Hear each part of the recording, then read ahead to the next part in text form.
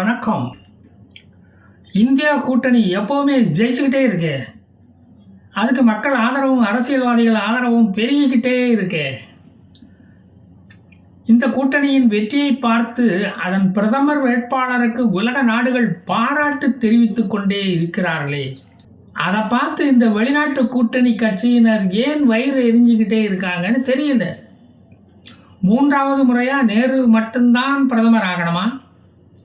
இந்தியாவின் கூட்டணி தலைவர் 3வது பிரதமர் ஆகக்கூடாதா? அதான் மக்கள் தீர்ப்பளித்து விட்டார்களே.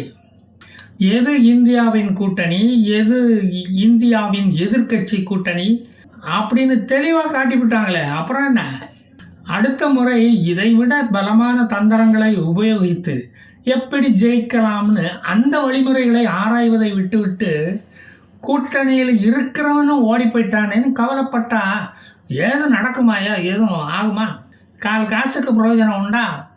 இந்தியாவை காப்போம்னு பிரதமர் வேட்பாளர் விட்ட அரைக்கூவலை எவனும் சீரியஸாக எடுத்த மாதிரியே தெரியல. அதற்காக மனமுடையலாமா? 500 ரூபாய்க்கு கேஸ் சிலிண்டர் வேண்டாம் என்று மக்களே முடிவு எடுத்து விட்டால் அதற்கு ஸ்டாலின் என்ன பண்ண முடியும்? ஸ்டாலின் ஆட்சியில் மக்களுடைய பையிங் கெப்பாசிட்டி அதிகமாக இருக்கிறது என்பது தானே இதற்கு அர்த்தம். இல்லைன்னா 75 ரூபாய்க்கு பெட்ரோல் தரோன்னு சொன்னால் அதை ஏன் நிராகரிக்கிறாங்க மக்கள்? 65 ரூபாய்க்கு டீசல் அப்படின்னு ஒரு ஐட்டம் எங்களுக்கு வேண்டவே வேண்டான்னு ஏன் சொல்கிறாங்க? கொஞ்சமாவது சிந்தித்து பார்த்தீங்களா? முஸ்லிம்கள் தங்கள் ஓட்டுக்களை எவ்வளவுதான் பிஜேபி கட்சிக்கும் மோடிக்கும் எதிராக போலரைஸ் செய்தாலும் மோடி அரசாங்கம் அமைப்பதை இவர்களால் தடுக்க முடியாது. இஸ்லாமியர்கள் குழுக்களாக சிந்திப்பதை தவிர்த்துவிட்டு தனி மனிதனாக சிந்திக்க வேண்டும். இதே மாதிரி தான் கிறிஸ்தவர்களும். மோடி இஸ்லாமியரின் எதிரி என்று எதிர்க்கட்சியினரால் சித்தரிக்கப்பட்டு அவர்கள் வெற்றி அடைந்துள்ளனர். ஆனால் இஸ்லாமியர் தோத்து போயுள்ளனர். மோடி எந்த மதத்தையும் இதுவரையில் தாக்கி பேசியதும் இல்லை, பழித்து கூறியதும் இல்லை. ட்ரிபிள் தலாக்கை கொண்டு வந்து இஸ்லாமிய பெண்களுக்கு இழைக்கப்பட்ட அநீதியை துடைத்தெறிந்தவர் அவர். அது இஸ்லாமியருக்கு எதிரானது அல்ல. குடும்ப கட்டுப்பாடு என்று அரசாங்கம் ஒரு சட்டம் கொண்டு வந்த போது அதை இஸ்லாமியருக்கு எதிரானது என்று எவனும் சொல்லவில்லையே. அது வறுமைக்கு எதிராக எடுக்கப்பட்ட ஒரு தீர்மானம், ஒரு நடவடிக்கை. உணவு தட்டுப்பாட்டுக்கு எதிராக எடுக்கப்பட்ட ஒரு நடவடிக்கை. இனிவரும் தேர்தல்களில் அனைத்து இஸ்லாமியரும் மோடிக்கோ பிஜேபிக்கோ எதிராக வாக்களித்தாலும் மோடி என்கிற தனி மனிதன் அவரது குணங்களால் வெற்றி பெற்று கொண்டே இருப்பான். உண்மையான இந்தியன் கூட்டணி மோடியின் கூட்டணி தான். இண்டி அலையன்ஸ் என்பது நேர்மையாக அரசியல் செய்ய முடியாதவர்களின் விரக்தி கூட்டணி, வெளிநாட்டு பணத்தில் வாழும் கூட்டணி. அவர்கள் சிறந்த எதிர்க்கட்சியாக செயல்பட்டு மக்கள் நம்பிக்கையை பெற முயற்சி செய்ய வேண்டும். அதை தவிர அவர்களுக்கு இப்போது வேறு வழியே இல்லை. இப்போது மோடியை பார்த்து வயிறு எறிவதில் அர்த்தம் இல்லை. பாராளுமன்றத்தில் அவர்களின் செயல்பாட்டை மக்கள் கவனித்து கொண்டுதான் இருப்பார்கள். அதை ஞாபகத்தில் வைத்துக்கொண்டு அவர்களது செயல்பாடு இனிமேல் இருக்க வேண்டும். 2023 உத்தரப்பிரதேச உள்ளாட்சி தேர்தல்களில் பிஜேபி 395 இஸ்லாமியரை வேட்பாளராக நிறுத்தியது. அதற்கு என்ன பலன் கிடைத்தது? அதில் 45 வேட்பாளர்கள் தான் வெற்றி பெற்றார்கள். இதிலிருந்து என்ன தெரிகிறது? இஸ்லாமிய வேட்பாளர்களாக இருந்தாலும் அவர்கள் காங்கிரஸ் பேச்சை கேட்டு குழுக்களாக செயல்பட்டு ஒன்றாக ஓட்டு போட்டு இருக்கிறார்கள். குழுவாக சிந்தித்து ஓட்டு போட்டு இருக்கிறார்கள். அவர்களுடைய பார்வையில் காங்கிரஸ், திரிணாமுல் காங்கிரஸ், சமாஜ்வாடி கட்சி தான் தங்களை காக்கப் போகிறார்கள் என்று குழுவாக முடிவெடுத்து விட்டார்கள்.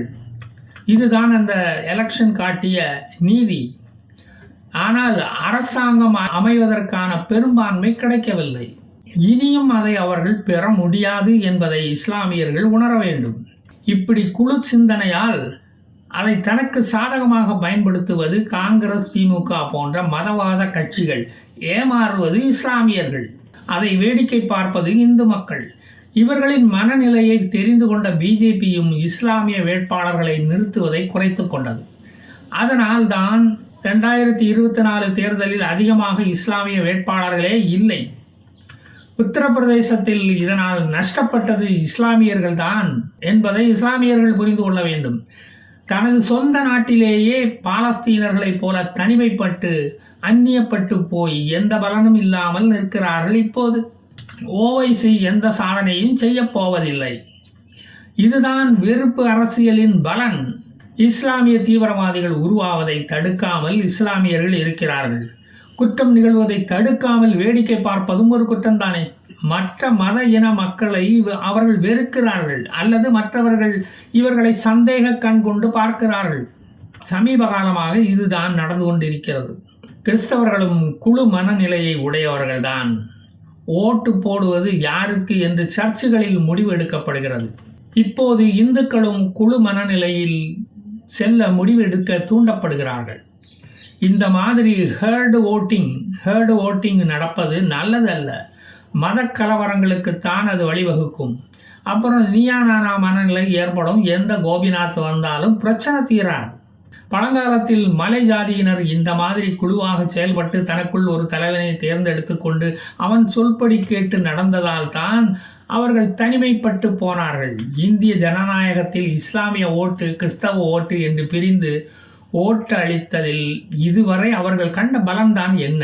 ஒன்றும் இல்லை. இப்படி ஓட்டளித்ததனால் பலனடைந்தது சில அரசியல் கட்சிகள் மட்டும்தான். இஸ்லாமியரையும் கிறிஸ்தவர்களையும் அவர்களால் தேர்ந்தெடுக்கப்பட்ட அரசாங்கங்கள் அவர்களின் மேம்பாட்டுக்கு ஏதாவது செய்துள்ளதா இதுவரையில்? அதை ஒரு இந்து அரசாங்கம் தான் செய்ய வேண்டியிருக்கிறது. அவர்களுடைய வளர்ச்சிக்கு, அவர்களுடைய மத வழிபாட்டுக்கு இந்து அரசாங்கம்தான் அதை செய்து கொண்டிருக்கிறது. அரசாங்க பள்ளிக்கூடங்களைப் போலத்தான் இங்குள்ள கழக அரசாங்கம் அவர்களை பராமரிக்கிறது. நம் அரசாங்கம் வேலை வாய்ப்புகளையும் உருவாக்கவில்லை. அதை தரமான கல்வியையும் அவர்களுக்கு தரவில்லை. தங்களின் கல்வி நிறுவனங்களை நடத்த நீட்டையும் மத்திய அரசின் கல்வி திட்டங்களையும் அவர்கள் எதிர்க்கிறார்கள். சமசீர் கல்வி என்று கல்வியை சீரழித்ததுதான் அவர்கள் மக்களுக்கு கொடுத்த பலன், மக்களுக்கு கொடுத்த ஒரு கொடை. கோடீஸ்வரர்கள் ஆவதற்கு ஆங்கில வழி கல்வி நிறுவனங்களை நடத்துகிறார்கள். அதனால் தமிழ் அழிந்ததுதான் மிச்சம்.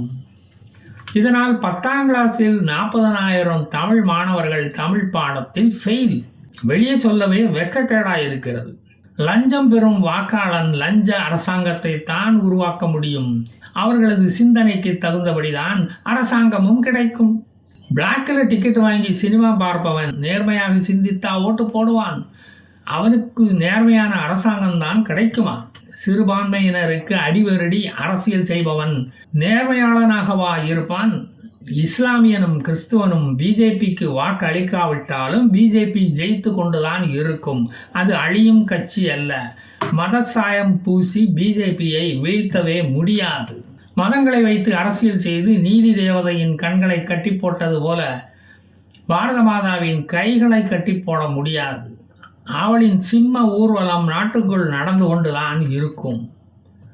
தேசிய கொடியை அவமதித்தாலும், தேசிய கீதத்தை அவமதித்தாலும், இந்தியாவையே அவமதித்தாலும் அவள் சிங்கத்தின் மேல் கர்ஜித்து ஊர்வலம் வந்து கொண்டுதான் இருப்பாள். நீதி தேவதை போல் அவள் கண்கள் கட்டப்படவில்லை.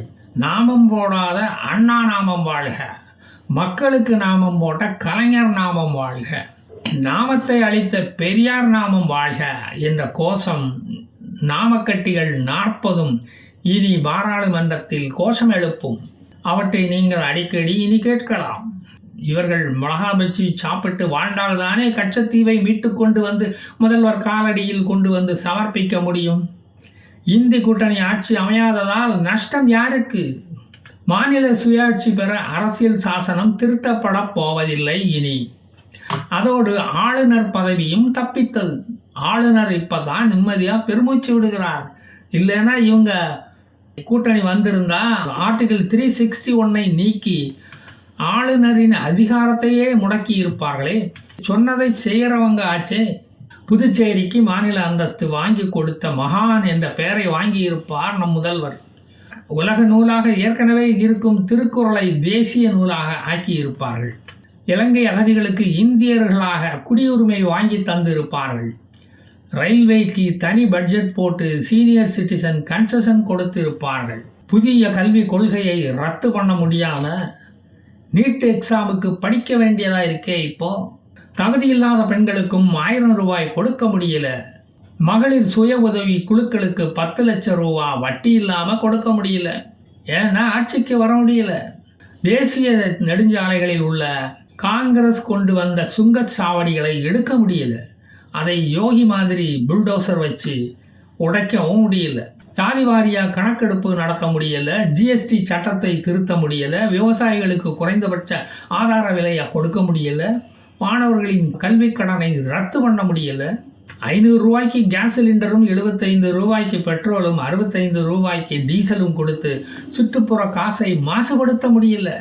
தேசிய ஊரக வேலைவாய்ப்பு திட்டத்தின் கீழ் ஒரு நாள் சம்பளம் 100 ரூபாயை 150 ரூபாயாக உயர்த்தி கொடுக்க முடியவில்லை. மாணவர்களுக்கு வட்டி இல்லாத கடனை கொடுக்க முடியல. மகளிருக்கு வருஷத்துக்கு 1 லட்சம் ரூபா பேங்க்ல போட முடியல. சச்சார் கமிட்டி ரெக்கமெண்டேஷனை நடைமுறைப்படுத்த முடியல. இதெல்லாம் நாங்கள் ஆட்சிக்கு வந்திருந்தா செய்திருப்போமே. இதையெல்லாம் கொண்டு வந்து நாங்கள் இந்தியாவை முதல் மாநிலமாக கொண்டு வந்து இருப்போம். எல்லாத்திலையும் மண்ணை அள்ளி போட்டுட்டார இந்த பாசிச மோடி. பிரதமராக பதவியேற்ற அவர்களுக்கு எங்களின் வாழ்த்துக்கள். ஜெய் ஹிந்த்.